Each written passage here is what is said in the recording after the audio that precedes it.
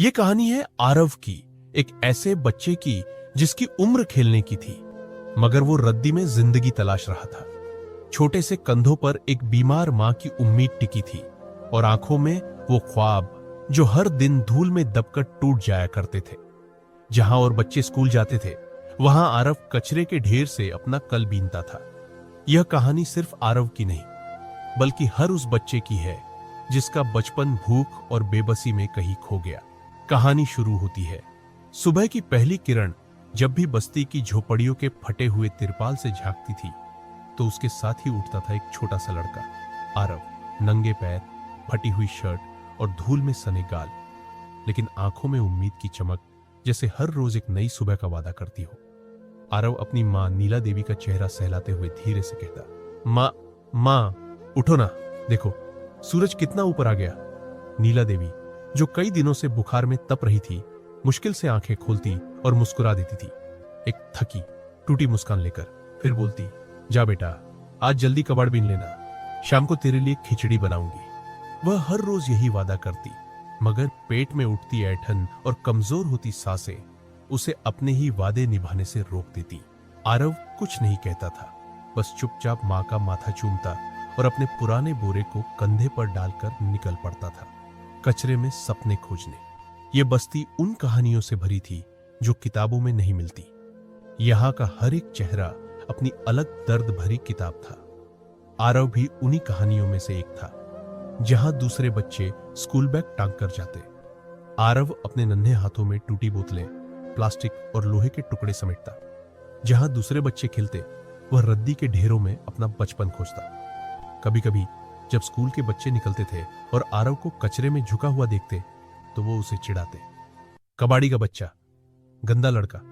आरव चुपचाप सुनता था। उसकी आंखों में एक सवाल उभरता, क्या मैं भी एक दिन स्कूल जा पाऊंगा? शाम को जब सूरज ढलता, तो बस्ती का रंग भी बदल जाता। गली में शराब की गंध भर जाती और झोपड़ी से निकलता था विक्रम, आरव का पिता। नशे में धुत, चीखता, गालियां बकता और कभी कभी तो हाथ उठा देता। वह दहाड़ता, साला नालायक, दिन भर की कमाई कहां है? आरव डरते डरते अपनी सारी कमाई, जो मुश्किल से कुछ सिक्के होते, उसके सामने रख देता। लेकिन विक्रम का गुस्सा फिर भी शांत नहीं होता। उसके लिए वो सिक्के काफी नहीं थे, क्योंकि उसे दारू चाहिए थी, और दारू के लिए बेटे का बचपन भी बिक सकता था। कभी कभी विक्रम अपनी बीमार पत्नी को भी बुरा भला कहता, लेकिन नीला देवी सिर्फ आंसू पीकर रह जाती। वह जानती थी, उसका बेटा अगर बचा हुआ था तो बस मां की ममता के सहारे। आरव की सबसे बड़ी खुशी थी मां की हंसी। जब मां थोड़ी ठीक होती, तो वह उसे गोद में लेकर पुराने किस्से सुनाती थी। एक दिन तू पढ़ लिख जाएगा बेटा, और बड़ा आदमी बनेगा। नीला की आंखों में अटूट विश्वास झलकता। आरव मुस्कुराता था, एक ऐसी मुस्कान जो भूख, गरीबी और तानों के बीच भी जिंदा थी।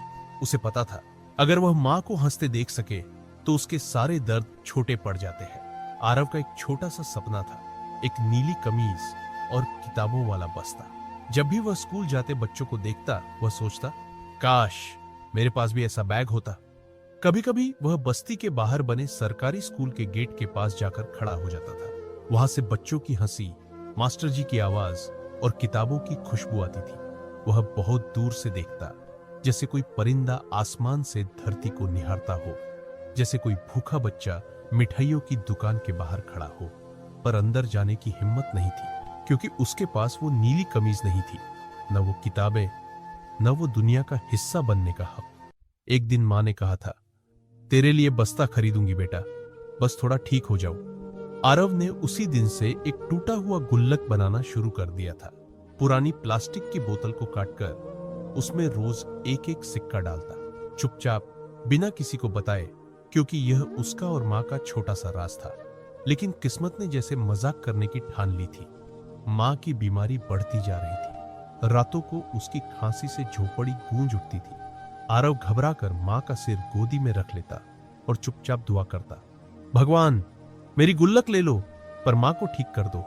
पर भगवान शायद उन गलियों में नहीं आते थे, या फिर उसकी आवाज उन तक पहुंचने से पहले ही धूल में दब जाती थी। उस रात झोपड़ी के अंदर अजीब सी खामोशी थी। नीला देवी की सांसें अनियंत्रित हो रही थी। कभी अचानक खांसी का झटका आता, तो उनका पूरा शरीर कांप उठता। आरव मां के सिरहाने बैठा, उसका हाथ पकड़े हुए। डर उसकी आंखों में साफ दिख रहा था, लेकिन वह रो नहीं रहा था, क्योंकि मां ने कहा था, बेटा जब मैं बीमार हो जाऊं तो रोना नहीं। मेरा बेटा बहुत बहादुर है। पर बहादुरी का दिखावा करते करते उसके दिल के अंदर जैसे कोई बांध टूट चुका था। नीला की आंखें धीरे धीरे भारी हो रही थी। उसने कांपती आवाज में कहा, आरव, तू मेरा सबसे बड़ा सपना है बेटा। तेरा बस्ता, तेरी किताबें, तेरी उड़ान, तू इन्हें रुकने मत देना। आरव ने मां के माथे पर हाथ रखा जो तप रहा था। वह घबरा कर बोला, मां, मैं अभी डॉक्टर लाऊंगा, तुम कुछ नहीं बोलो, कुछ नहीं। आरव अपने छोटे छोटे पैरों से रात के अंधेरे में दौड़ा। बस्ती के बाहर सरकारी अस्पताल था, जो गरीबों के लिए बना था, लेकिन अक्सर बंद रहता था। भागते भागते वह कई बार गिरा, घुटने छिल गए, हथेलियां फट गईं, पर वो एक पल भी नहीं रुका। उसके दिल में सिर्फ एक आवाज गूंज रही थी, मां को बचाना है, मां को बचाना है। अस्पताल पहुंचते ही देखा गेट बंद था। चौकीदार अंदर सो रहा था। आरव ने दोनों हाथों से गेट पीटना शुरू कर दिया। भैया खोलो ना, मेरी मां मर जाएगी। चौकीदार चिढ़कर उठा और गेट खोलते हुए चिल्लाया, कौन है रे? आधी रात को तंग करने आ गया। आरव घुटनों के बल गिरकर बोला, डॉक्टर को बुला दो भैया, मां बहुत बीमार है। चौकीदार ने एक नजर उसके गंदे कपड़े, नंगे पांव और खून सने घुटनों पर डाली, फिर मुंह बिचकाकर बोला, डॉक्टर तो सो गए, कल सुबह आना। लेकिन मां, आरव की आवाज टूट गई। चौकीदार ने उसे धक्का दिया और गेट बंद कर दिया। वह अंधेरी सड़क पर बैठ गया। आसमान में तारे टिमटिमा रहे थे, लेकिन धरती पर एक छोटा बच्चा टूटा पड़ा था। उसने ऊपर देखा और फूट फूट कर रोने लगा, भगवान, मैं अच्छा बच्चा बनूंगा, स्कूल जाऊंगा, मां के पैर दबाऊंगा, बस मेरी मां को बचा लो। उसकी आवाज रात के अंधेरे में कहीं खो गई, जैसे उसकी दुआ भी इस दुनिया के कोलाहल में दब गई हो। काफी देर बाद वह भारी कदमों से वापस झोपड़ी की तरफ लौटा। हर कदम के साथ उसे डर लग रहा था, अगर मां ने मुझे पुकारा होगा तो मैं तो यहां हूं। वह दौड़ा। झोपड़ी के भीतर घुसते ही देखा मां चुप थी। एक अजीब सी खामोशी पूरे माहौल में फैल गई थी। आरव ने मां का हाथ पकड़ा, ठंडा। उसने मां का चेहरा हिलाया, बिल्कुल शांत। मां, मां, देखो ना, मैं आ गया। उसकी आवाज कांप रही थी, पर मां की आंखें बंद थीं। उसके होठों पर एक अधूरी मुस्कान जमी हुई थी, जैसे वह अपने बेटे के सपनों को सीने से लगाकर सो गई हो, हमेशा के लिए। आरव फूट फूट कर रोया। उसने मां को झकझोरा, पुकारा, चीखा, लेकिन मां नहीं उठी। पड़ोस के लोग धीरे धीरे जमा होने लगे। किसी ने कहा, बेचारी नीला कब से बीमार थी, गरीबी से लड़ते लड़ते चली गई। पर आरव की दुनिया वहीं रुक गई थी। उसे किसी की बातें नहीं सुनाई दे रही थी, उसे सिर्फ अपनी मां की वह आवाज सुनाई दे रही थी, तेरा बस्ता, तेरी किताबें, तेरा सपना। सुबह का सूरज निकला, लेकिन आरव की दुनिया में कोई उजाला नहीं था। झोपड़ी के बाहर कुछ औरतें चुपचाप बैठी थीं और कुछ आदमी दबी आवाज में बातें कर रहे थे। कोई कह रहा था, अब इस बच्चे का क्या होगा? लेकिन आरव को किसी की फिक्र नहीं थी। वह बस मां के पास बैठा था। कभी उसका चेहरा सहलाता, कभी उसकी उंगलियां पकड़ता, जैसे यह मानने से इनकार कर रहा हो कि मां अब नहीं रही। पंडित जी आए, रस्में शुरू हुई। किसी ने आरव को खींचकर अलग किया। बच्चों को अंतिम संस्कार में नहीं बैठाते, पर आरव जिद करता रहा, मां को छोड़कर कहीं नहीं जाऊंगा। जब मां की चिता तैयार हुई, आरव खुद मां के पास गया। उसने अपनी छोटी सी जेब से एक मुड़ी तुड़ी चिट्ठी निकाली। वह चिट्ठी उसने कुछ दिन पहले स्कूल में लिखा था, मां, जब मैं बड़ा बनूंगा तो तुम्हारे लिए एक बड़ा सा घर खरीदूंगा। चिट्ठी को मां के सीने पर रखा और फूट फूट कर रोते हुए बोला, मां, मैं वादा करता हूं, तुम जहां भी रहो तुम्हारा घर जरूर बनाऊंगा। लोगों की आंखें भी भर आई, लेकिन आरव के आंसू थमने का नाम नहीं ले रहे थे। चिता जल उठी। धुएं में मां का चेहरा धुंधला गया और आरव के जीवन का सबसे बड़ा सहारा भी।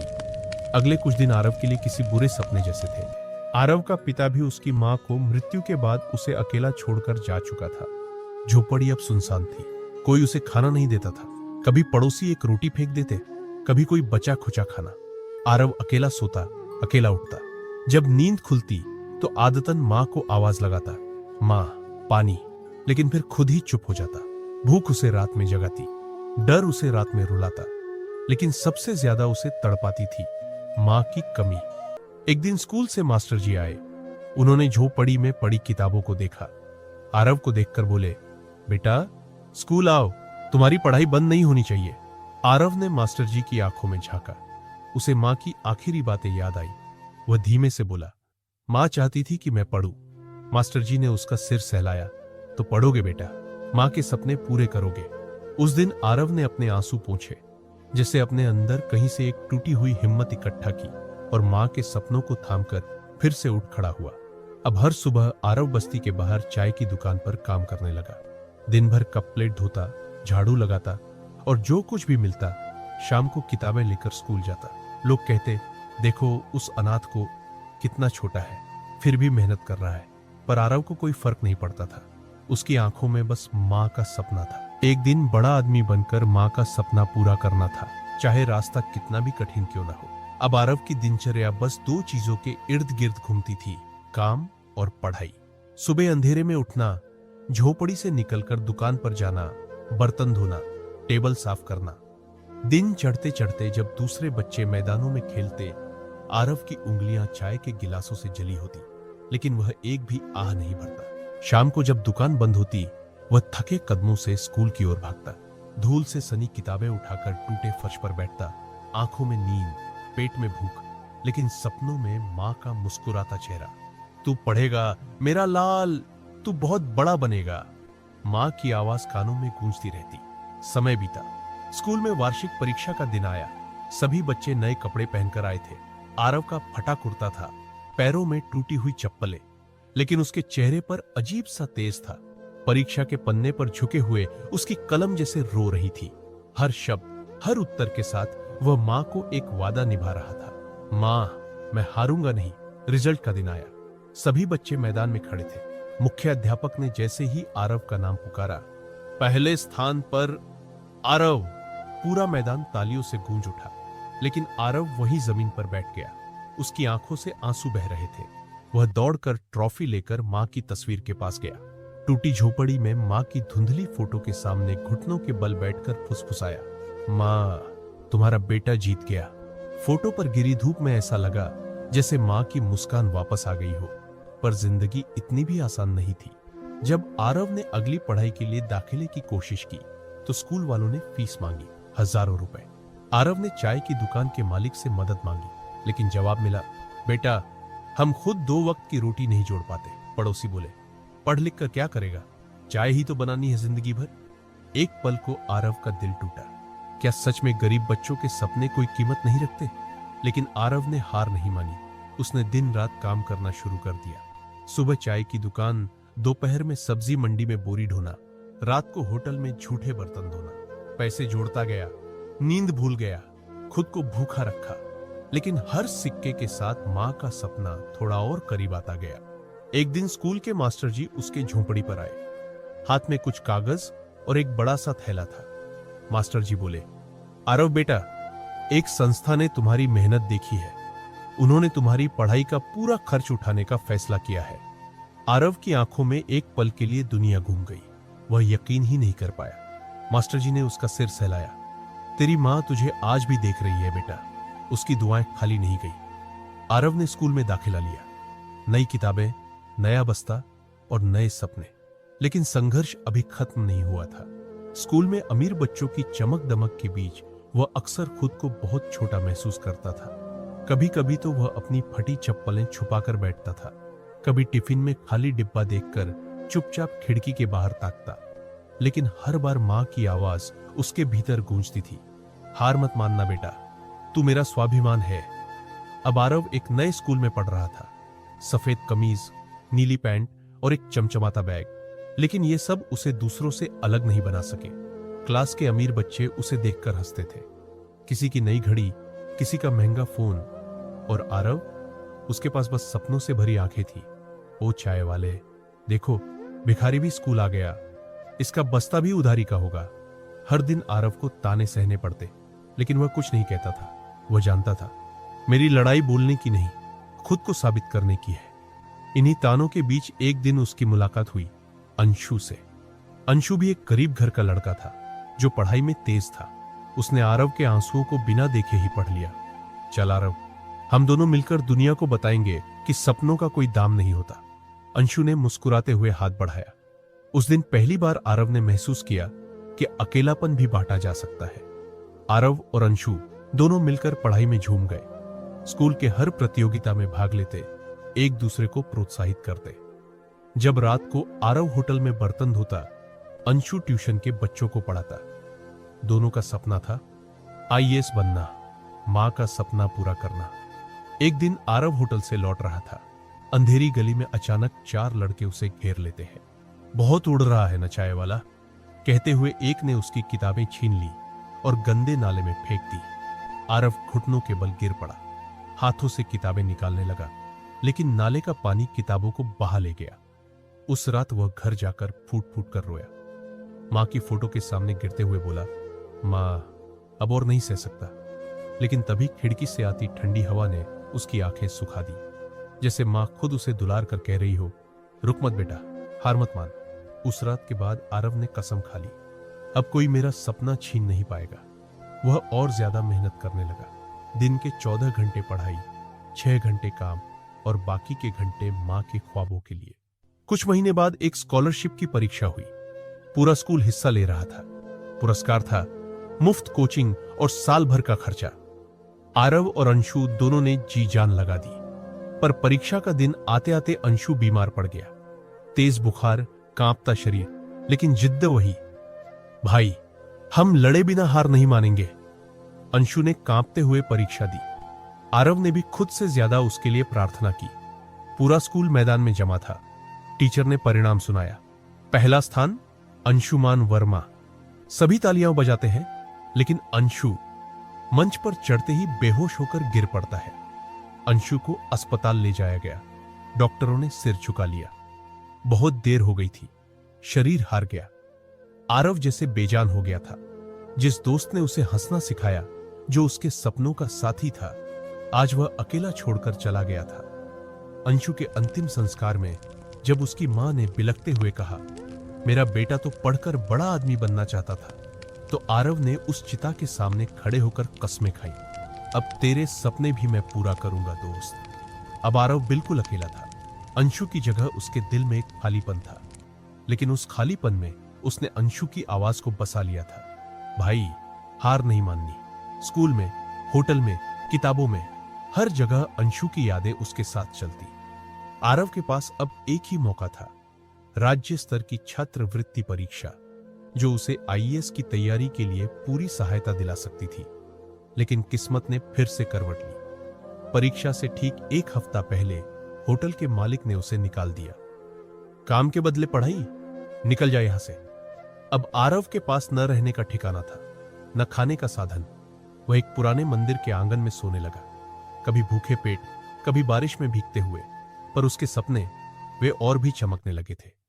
रात को बिजली के खंभे के नीचे बैठकर पढ़ता, फटे कपड़े, खाली जेब, लेकिन जिद्द लोहे जैसी मजबूत। परीक्षा के दिन वह बिना नाश्ते के निकला।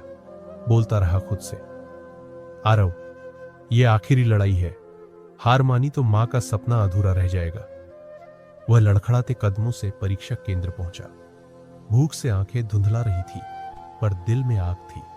पेपर उसके हाथ में आया, सवाल देखे, सब वही जो उसने जीजान से पढ़ा था। पर जैसे ही लिखना शुरू किया, उसका सिर घूम गया।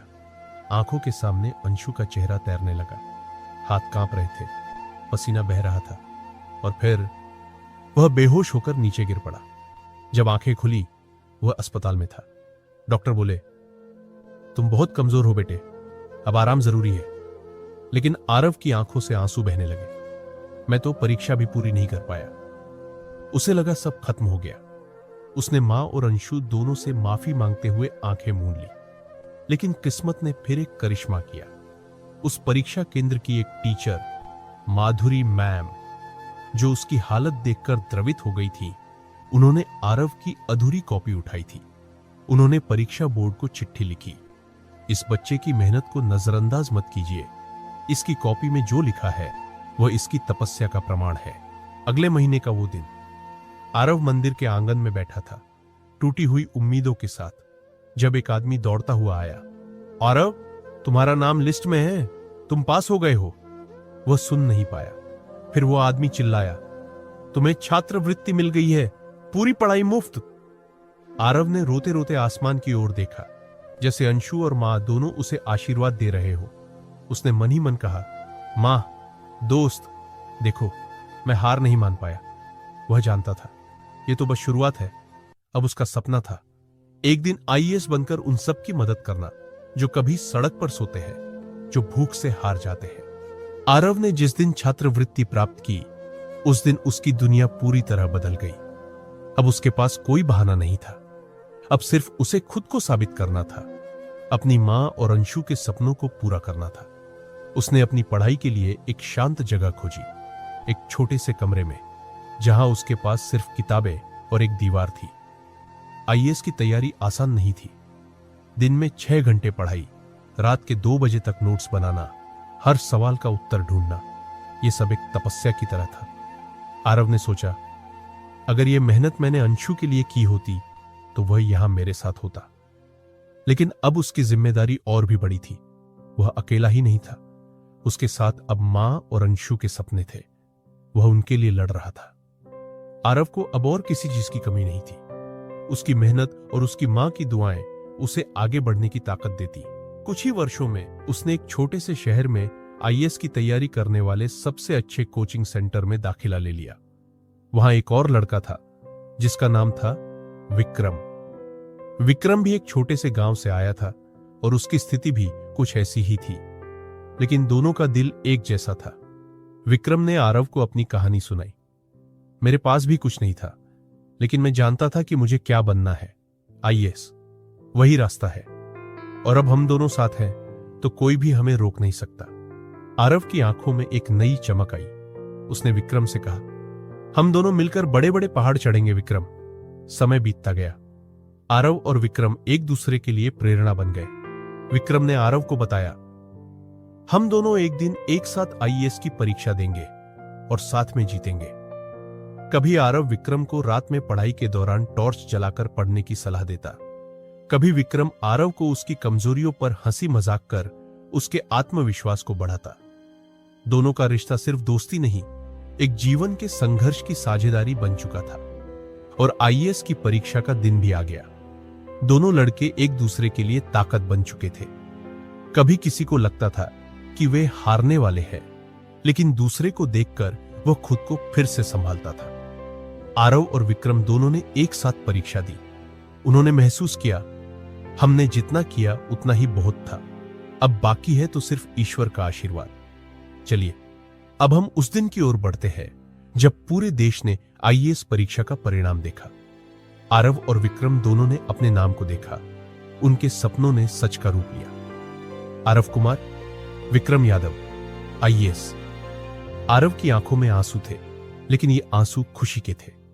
वह उसी मंदिर के आंगन में खड़ा था जहां उसने कभी अपने सपनों को टूटते हुए देखा था, लेकिन आज वह अपनी मां और अंशु के सपनों को जी रहा था। विक्रम उसके पास खड़ा था, हाथ में उसके हाथ, क्योंकि दोनों की संघर्ष की यात्रा खत्म हो गई थी, लेकिन एक नई शुरुआत भी। जब आरव ने अपने मां के सामने खड़े होकर अपना आईएएस का प्रमाण पत्र दिखाया, यह सब आपके आशीर्वाद और अंशु के सपनों का परिणाम है मां। अब आरव और विक्रम दोनों एक साथ सरकार के अधिकारियों के रूप में कार्यरत थे। उनके पास पैसा था, सम्मान था, लेकिन जो सबसे महत्वपूर्ण था वह था अपने संघर्ष की कहानी, जिसे वह दूसरों तक पहुंचाने का निर्णय लेते हैं। आरव अब भी वही लड़का था जो एक छोटे से गांव में पड़ा था, लेकिन वह अब दुनिया के लिए एक मिसाल बन चुका था कि किसी भी परिस्थिति में अगर हम खुद पर विश्वास रखें और मेहनत करें तो कोई भी सपना असंभव नहीं होता। आरव और विक्रम दोनों ने जब आईएएस की नौकरी ज्वाइन की तो उनकी सबसे पहली प्राथमिकता थी समाज के हर उस व्यक्ति की मदद करना जो कभी उनकी तरह तंगी में था। कई बार आरव और विक्रम ने एक साथ बैठकर योजनाएं बनाई। हम हर गांव, हर शहर में ऐसी योजनाएं लाएंगे जिनसे लोगों की जिंदगी बदल सके। उन दोनों ने अपना काम शुरू किया।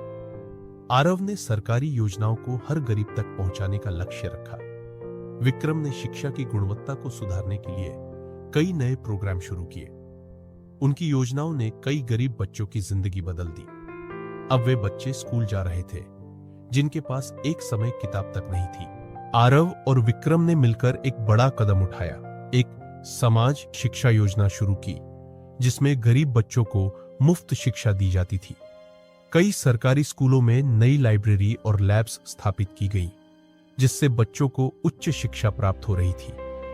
आरव का मन अब हर सुबह इस सोच से भरा रहता था, अगर मुझे यह मौका मिल सकता है तो इन बच्चों को क्यों नहीं। एक दिन जब आरव और विक्रम किसी स्कूल के उद्घाटन समारोह में गए थे, तब मंच पर आरव ने कहा, मैं आज जो कुछ भी हूं अपनी मां और अंशु की दुआओं के बदौलत हूं। उसने अपनी कहानी सबको बताई और सबकी आंखों में आंसू गिर पड़े। आरव और मां दोनों जानते थे कि इस दुनिया में सबसे बड़ी सफलता यही है जब आप न सिर्फ अपने सपनों को बल्कि दूसरों के सपनों को भी पूरा कर पाते हैं। जैसे जैसे समय बीतता गया, आरव और विक्रम के प्रयासों ने समाज में गहरा बदलाव लाया। अब न सिर्फ बच्चों को मुफ्त शिक्षा मिल रही थी, बल्कि कई बच्चों को विशेष शिक्षा, खेल और कला में भी अवसर मिल रहे थे। उन्होंने सरकारी स्कूलों को निजी स्कूलों से भी बेहतर बनाया था। इन स्कूलों में अब तकरीबन हर एक बच्चे को शिक्षा का स्तर इतना ऊंचा मिल रहा था कि वे कभी भी किसी भी प्रतियोगिता में हिस्सा ले सकते थे।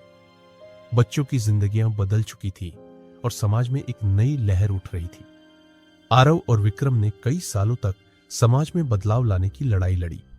वे दोनों अब समाज में एक मिसाल बन चुके थे और उनका काम पूरी दुनिया में फैल चुका था।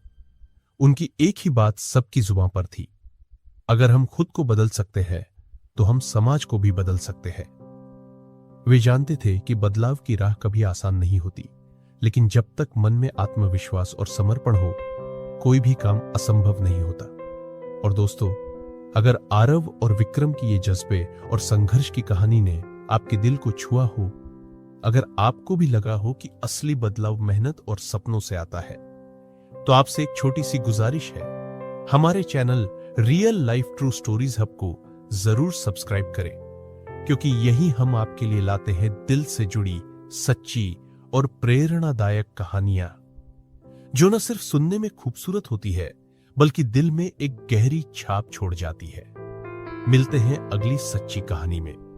तब तक अपना ख्याल रखें और अपने सपनों पर यकीन बनाए रखें।